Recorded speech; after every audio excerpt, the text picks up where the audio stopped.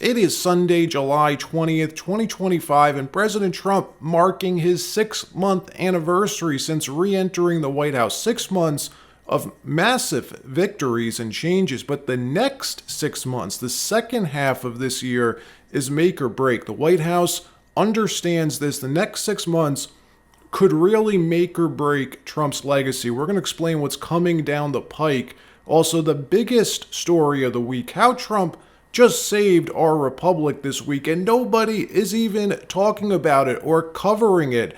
We're going to show you what happened this week and more stories as well from around the country. So it has been 6 months. 6 months Trump's been back in office, and whether you love him or hate him, you can't deny he is the most transformational president that we've had in our lifetimes.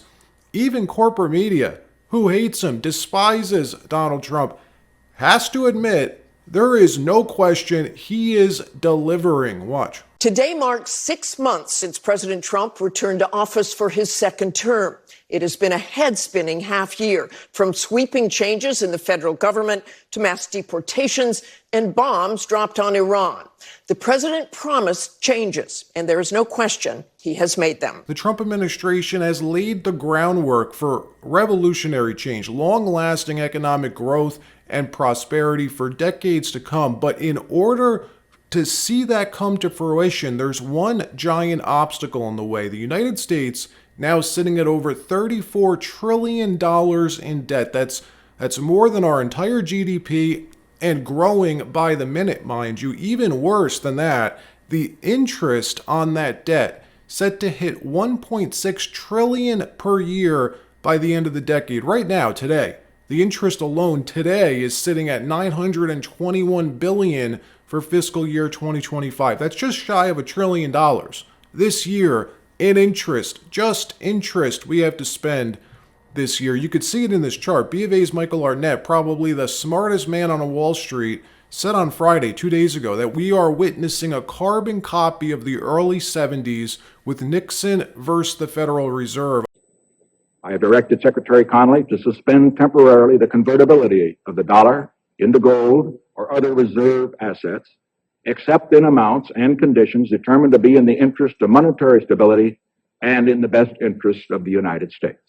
As a temporary measure, I am today imposing an additional tax of 10% on goods imported into the United States.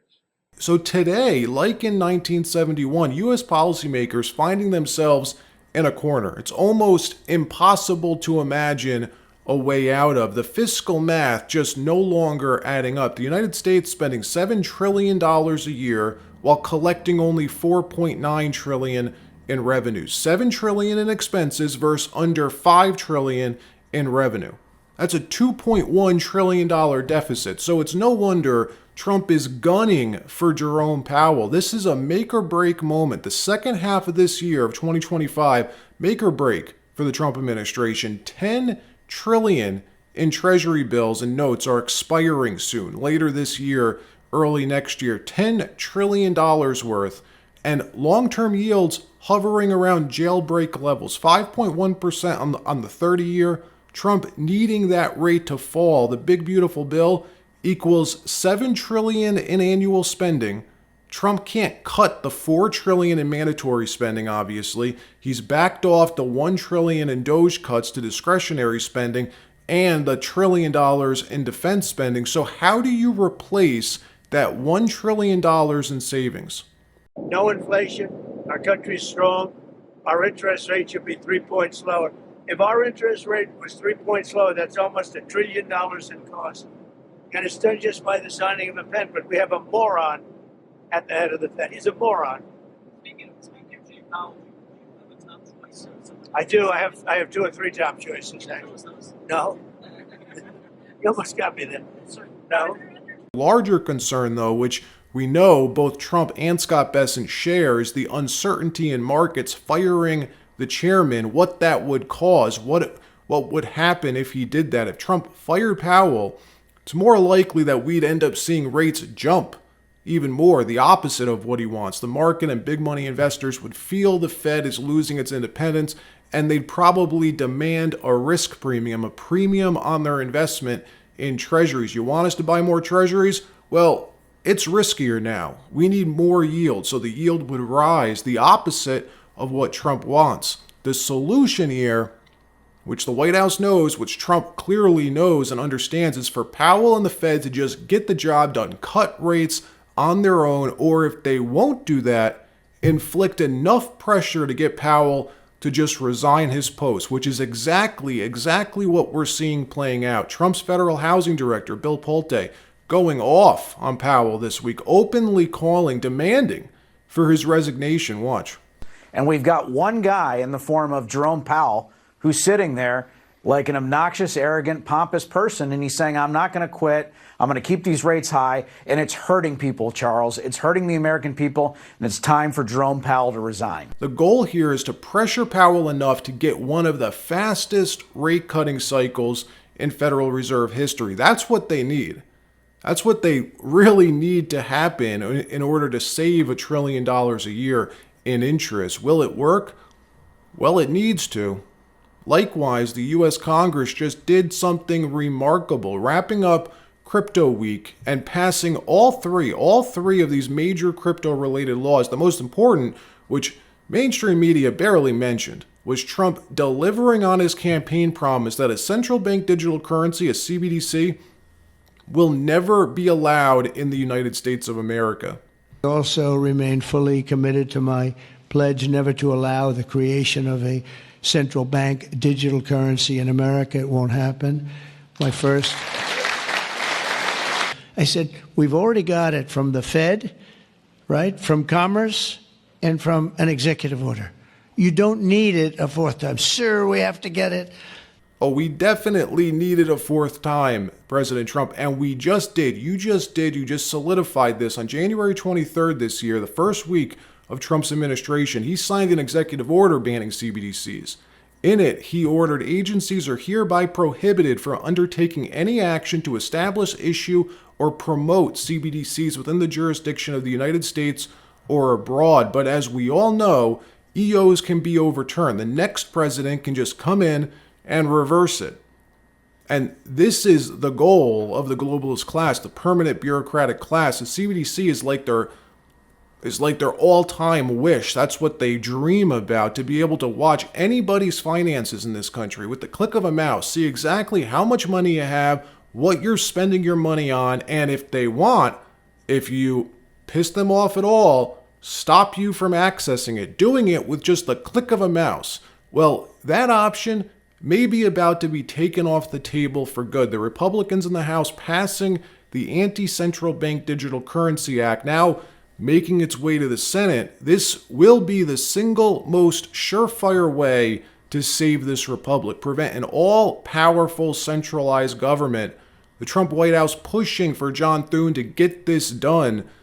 We're going to keep you posted on what happens. Unlike the Anti-CBDC Act, though, which, like I said, still has to pass the Senate, the Clarity Act did pass by a vote of 294 to 134 in the House. This vote total is very notable, actually, because it received 78 Democratic votes. This is huge.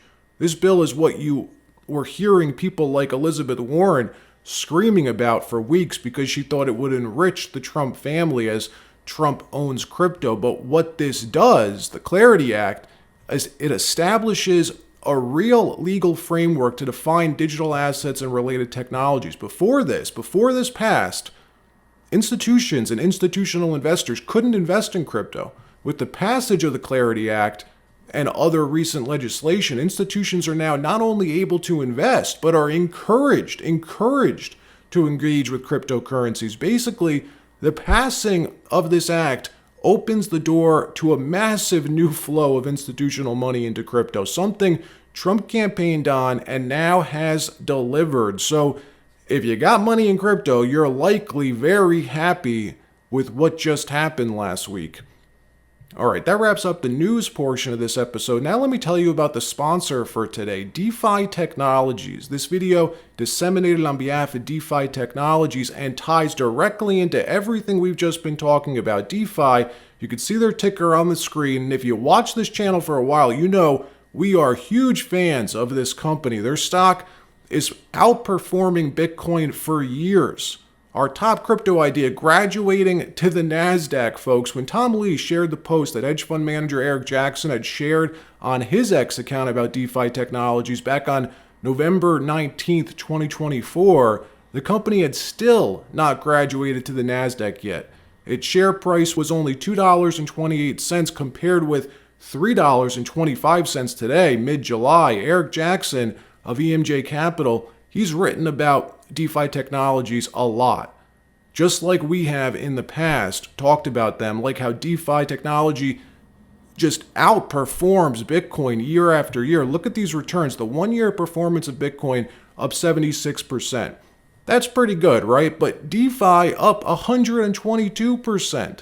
Bitcoin up 238 for 2 years. DeFi though up 3,474%. It's just incredible. The 3-year and 4-year performance also beating Bitcoin over that same time frame. So how does DeFi technologies achieve this? How are they able to do this? DeFi technologies business covering like a blanket the entire crypto ecosystem. Its growth avenues are seemingly without any visible constraints that I could foresee right now, and the proof is in the pudding. DeFi announcing record quarterly results and is a profitable business that grows globally with the continuous adoption of decentralized finance and crypto assets. The crown jewel of the business, in my personal opinion, one of the most predictable and recurring forms of asset management models around today. The company's subsidiary, Valor, creates and issues ETPs, exchange-traded products for the cryptocurrency sector.